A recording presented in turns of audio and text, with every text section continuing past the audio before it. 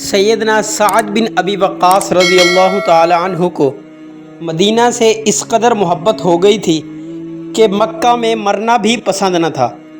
بیماری جس قدر طول کھینچی جاتی تھی اس قدر ان کی بے قراری بڑھتی جاتی تھی۔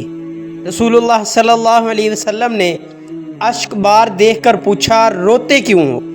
عرض کیا، معلوم ہوتا ہے کہ اسی سرزمین کی خاک نصیب ہوگی جس کو خدا اور رسول کی محبت ہمیشہ کے لیے ترک کر چکا تھا۔ حضرت صلی اللہ علیہ وسلم نے تشفی دیتے ہوئے ان کو قلب پر ہاتھ رکھ کر 3 دفعہ دعا فرمائی، اے خدا سعد کو صحت عطا کر، سعد کو صحت عطا کر۔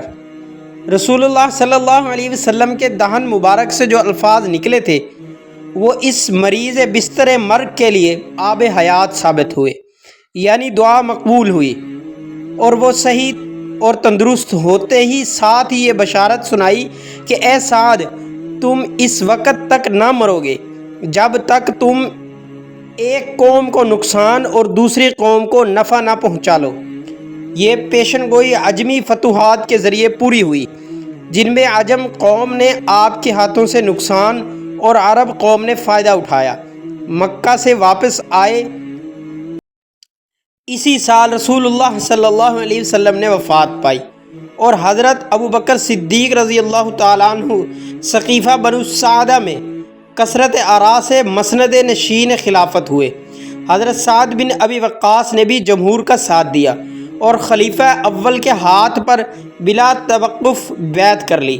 خلیفہ اول نے صرف 2.25 برس کی خلافت کے بعد داعی حق کو لبیک کہا اور فاروق اعظم کو جانشین کر کے رحلت گزی عالم جاد وداع ہوئے۔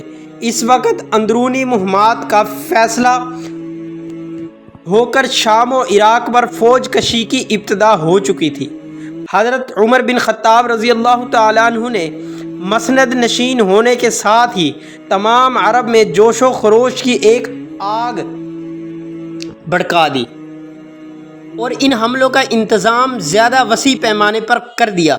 خصوصاً عراق کی فوج کشی پر سب سے پہلے توجہ دی، چونکہ حضرت سعد بن ابی وقاص کے آئندہ کارناموں کا تعلق تمام تر اسی سرزمین سے وابستہ ہے، اس لیے اس ملک کی لشکر کشی کے ابتدائی حالات تسلسل قائم رکھنے کے خیال سے درج ذیل ہیں۔ اہل عرب اور ایرانیوں میں نہایت قدیم زمانہ سے عداوت چلی آتی تھی۔ ایرانیوں نے بارہا عربوں کے تفرق، اختلاف اور کمزوری سے فائدہ اٹھا کر تمام عرب کو تباہ و برباد کر دیا تھا۔ خصوصاً عراقی عرب اور سرحدی علاقوں پر مستقل قبضہ جما لیا تھا، لیکن عرب بھی دب کر رہنے والے نہ تھے، جب موقع ملتا بغاوت کر دیتے تھے۔ چنانچہ پران وقت کے زمانے میں جب طوائف الملوکی کے باعث ایرانی حکومت کا نظام ابتر ہو گیا تو سرحدی قبائل کو پھر شورش کا موقع ملا اور مثنیٰ شیبانی اور سوید عجلی نے تھوڑی جمعیت فراہم کر کے عراق کی سرحد حیرہ اور ابلا کی طرف غارت گری شروع کر دی۔ یہ حضرت ابو بکر صدیق کی خلافت کا زمانہ تھا۔ مثنیٰ نے بارگاہ خلافت میں حاضر ہو کر باقاعدہ عراق پر حملہ آوری کی اجازت طلب کی۔ چونکہ عام عرب میں اسلام کی روشنی پھیل چکی تھی، اس لیے اس کے وسیع خطہ کا کسی دوسرے حکومت کے زیر اقتدار رہنا مذہبی اور قومی نقطہ نگاہ سے نہایت خطرناک تھا۔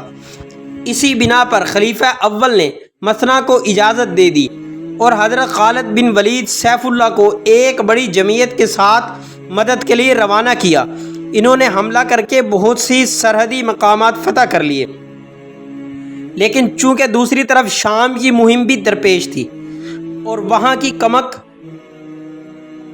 کی بھی بہت زیادہ ضرورت تھی، اس لیے حضرت ابو بکر نے خالد رضی اللہ تعالیٰ عنہ کو حکم دیا کہ مثنیٰ کو اپنا جانشین کر کے شامی رزم گاہ کی طرف روانہ ہو جائے۔ لیکن خالد سیف اللہ کا جانا تھا کہ عراق کی مہم دفعتاً سرد پڑ گئی۔ حضرت عمر نے مسند خلافت پر قدم رکھا تو پھر نئے سرے سے عراق کی مہم پر توجہ دی اور حضرت ابو عبیدہ بن جراح کو ایک فوج گراں کے ساتھ اس طرف روانہ فرمایا۔ انہوں نے ایرانیوں کو متفرق معرکوں میں شکست دے کر تمام متسلح علاقوں پر قبضہ کر لیا اور مشرقی فرات کے کنارے ایک مقام پر جس کا نام مروحہ تھا غنیم کی ایک زبردست فوج کے سامنے صف آرائی کی۔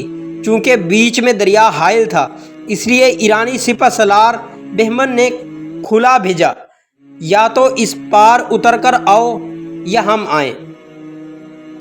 ابو عبیدہ بن جراح رضی اللہ تعالیٰ عنہ نے سرداران فوج کے اختلاف کے باوجود شجاعت کے نشے میں خود دریا کے پار اتر کر مقابلہ کیا، لیکن اس غلطی کا جو نتیجہ ہونا چاہیے تھا وہ ہوا، یعنی مسلمانوں کو نہایت افسوسناک شکست ہوئی۔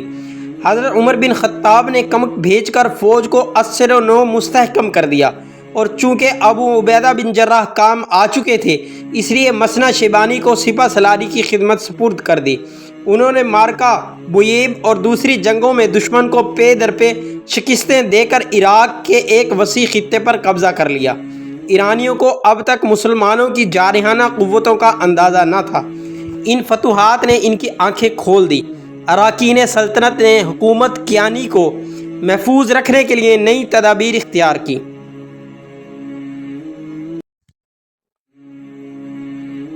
رستم اس قدر غضبناک تھا کہ اس نے اسی وقت فوج کو کمر بندی کا حکم دے دیا، اور دوسرے روز صبح کے وقت درمیان کی نہر کو عبور کر کے میدان جنگ میں صف آرا ہوا۔ دوسری طرف حضرت سعد بن ابی وقاص کا لشکر بھی تیار تھا۔ مشہور شعراء اور پرجوش خطیب رزمیہ اشعار اور جادو اثر تقریروں سے تمام بہادر سپاہیوں کی شجاعانہ ولولے بھڑکا رہے تھے۔ اسی کے ساتھ قاریوں کی خوش الہانی اور جہاد کی آیتوں نے جنت کے عاشقوں کو بےتاب کر رکھا تھا۔ حضرت سعد بن ابی وقاص قاعدے کے موافق اللہ اکبر کے 3 نعرے بلند کیے اور چوتھے پر جنگ شروع ہو گئی۔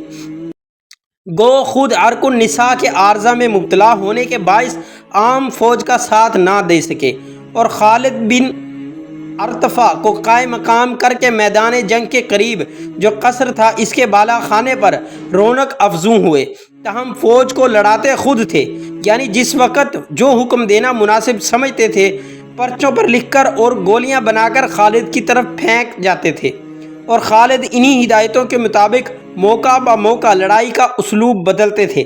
ایک دفعہ ایرانی ہاتھیوں کے ریلے سے قریب تھا کہ بجلیہ سواروں کے پاؤں اکھڑ جائیں۔ حضرت سعد نے یہ رنگ دیکھ کر فوراً قبیلہ اسد کو حکم بھیجا کہ بجیلہ کو مدد پہنچائیں۔ پھر جب اس کالی آندھی نے اس طرف رخ کیا تو قبیلہ تمیم کو جو نیزہ بازی اور قادر اندازی میں کمال رکھتے تھے کہلا بھیجا کہ تمہارا کمال ہاتھیوں کے مقابلے میں کیا ہوا۔ یہ سن کر انہوں نے اس جوش سے تیر برسائے کہ دفعتاً جنگ کا نقشہ بدل گیا۔ غرض تمام دن اسی زور کا رن ہوا۔ شام ہوئی تو دونوں فریق اپنے اپنے پڑاؤ میں واپس آئے۔ جنگ قادسیہ کا پہلا مارکا تھا جس کو عربی میں یوم الارماس کہتے ہیں۔ دوسرے روز پھر جنگ شروع ہوئی۔ عین ہنگامی کارزار میں شام کی امدادی فوجیں بھی پہنچ گئیں۔ اس تائید غیبی سے مسلمانوں کا جوش دوبالا ہو گیا، اور اس زور و شور سے تیغ و سنان تیر و تفنگ کا بازار گرم ہوا کہ دور سے دیکھنے والوں کی رگ شجاعت میں ہیجان پیدا ہو رہا تھا۔ حضرت سعد بن ابی وقاص نے شراب خواری کے جرم میں اپنے قصر میں مقید قید کیا ہوا ابو محجن ثقفی اس ولولہ انگیز منظر کو دیکھ کر بےتاب ہو رہا تھا۔ ضبط نہ کر سکے تو سلمہ سعد کی بیوی سے درخواست کی کہ اس وقت مجھ کو چھوڑ دو، لڑائی سے جیتا بچا تو پھر خود آ کر بیڑیاں پہن لوں گا۔ سلمہ نے انکار کیا تو حسرت کے ساتھ یہ اشعار پڑھنے لگا: کفن حزنان ان تردی، اس سے بڑھ کر کیا غم ہوگا کہ سوار نیزہ بازیاں کر رہے ہیں اور میں زنجیر میں بندھا پڑا ہوں۔ جب میں کھڑا ہونا چاہتا ہوں تو زنجیر باغ کھینچ لیتی ہے، اور دروازے اس طرح سامنے بند کر دیے جاتے ہیں کہ پکارنے والا پکارتے پکارتے تھک جاتا ہے۔ سلمہ نے یہ حالات سعد رضی اللہ تعالیٰ عنہ سے بیان کیے تو انہوں نے کہا: خدا کی قسم میں ایسے فدائی اسلام کو سزا نہیں دے سکتا، اور اسی وقت رہا کر دیا۔ ابو محجن پر بھی اس قدر دانائی کا یہ اثر ہوا کہ آئندہ شراب سے توبہ کر لی۔ تیسرے روز حسب معمول پھر مارکا شروع ہوا۔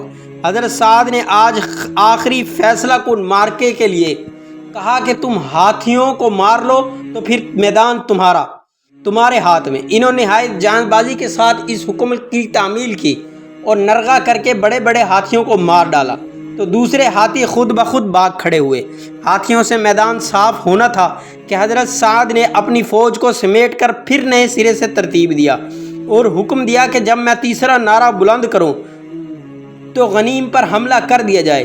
لیکن ابھی پہلا نعرہ ہی بلند ہوا تھا کہ قیقاع نے جوش سے بےتاب ہو کر حملہ کر دیا اور حضرت سعد نے فرمایا، اے خدا قیقاع کو معاف کرنا، اس کا مددگار رہنا۔